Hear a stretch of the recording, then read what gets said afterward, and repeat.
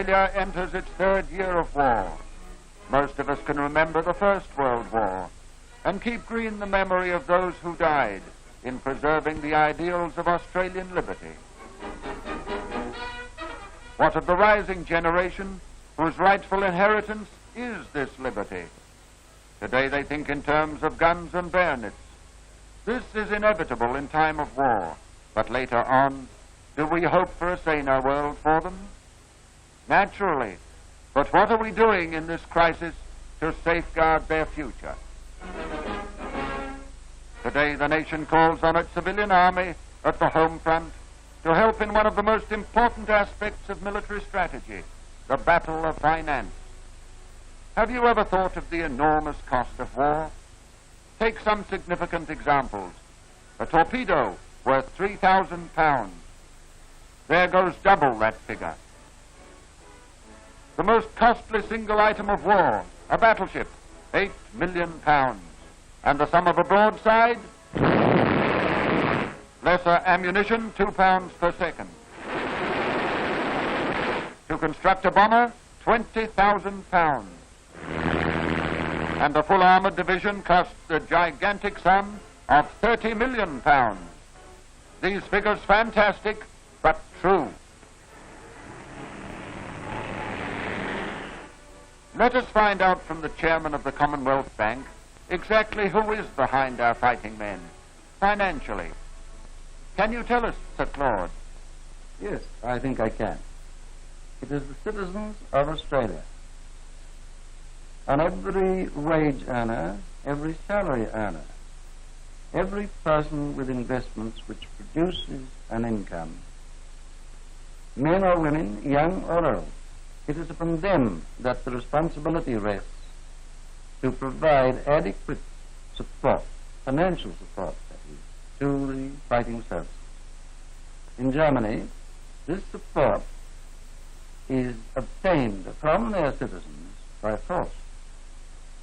Here in Australia, the support which can be granted to the fighting services is largely governed by the extent to which the citizens, out of their incomes, provide the necessary funds.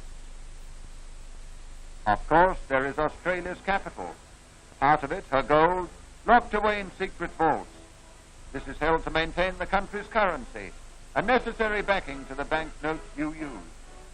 Thousands of bars like these, each worth thousands of pounds. This gold must be maintained, for the stability of the currency is all important. Without it, Australia could not financially help to win the war. Borrowing is the alternative. Floating loans repayable at some future date. But war bonds and even war-saving certificates can only come today by personal saving and sacrifice, buying them out of such savings instead of the luxuries we are used to. This is little compared with what the Nazis had to do. In 1936, when Germany flouted the Versailles Treaty and her troops marched back to occupy the Ruhr, she had no planes or tanks or mechanized divisions. Her country was weak, her actions a gigantic bluff. The crowds that first followed Hitler were poor, they still are. But every man and woman in the country contributed to the party, was forced to, suffering, scraping, substituting.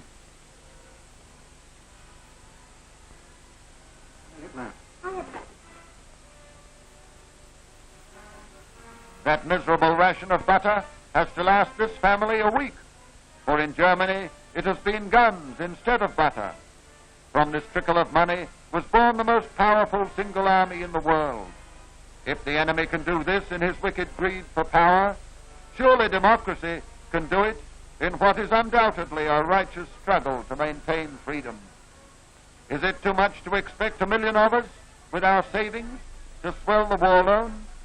All sections of the Commonwealth combining to one end, total war?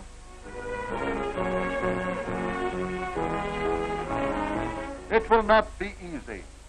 It was not easy for the pioneers who founded this wonderful land of ours. Their deeds ring as a challenge to preserve what they bequeathed us. To face today's sacrifices as they suffered privations in their time. They had visions of a bounteous future and willingly staked their all that it come true. Today we have that heritage and only need to see that we hold it firm. Our heritage is indeed worth living for. Australian troops think it worth dying for, if need be. The men of Tobruk are fighting Australia's battles, your battles. Their courage and faith shine as a beacon guiding Australia in this hour of trial. Our soldiers' valor is essential for final victory, but equally vital is financial support to pay for reinforcements and equipment. A call rings out for us to help, to prove ourselves worthy also.